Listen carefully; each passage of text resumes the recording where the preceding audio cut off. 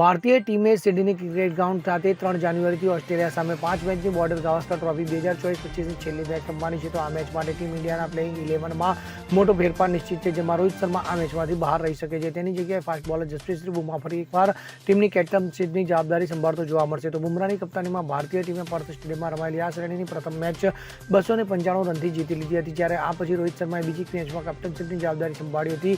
તો 3 મેચ રમાઈ ટીમ ઇન્ડિયાને 2માં હારનો સામનો કરવો પડ્યો અને 1 મેચ ધોમાં સમાપ્ત થઈ. ત્યારે રોહિત શર્માએ પોતાની સિડની ટેસ્ટમાંથી ટીમ ઇન્ડિયાના પ્લેઇંગ 11માંથી બહાર રહેવાનો નિર્ણય લીધો છે અને તેમણે ટીમ મેનેજમેન્ટ અને હેડ કોચ તેમજ ચીફ સિલેક્ટ અજીત અગરકરને આ વાતની જાણકારી આપી છે. Bureau report CN24 news. હવે જુઓ દેશ દુનિયાની તમામ ખબરો તમારી આંગળીના ટેરવે. ઉઠાવો મોબાઈલ અને Google Play Store પરથી ડાઉનલોડ કરો અમારી CN24 ન્યૂઝ મોબાઈલ એપ.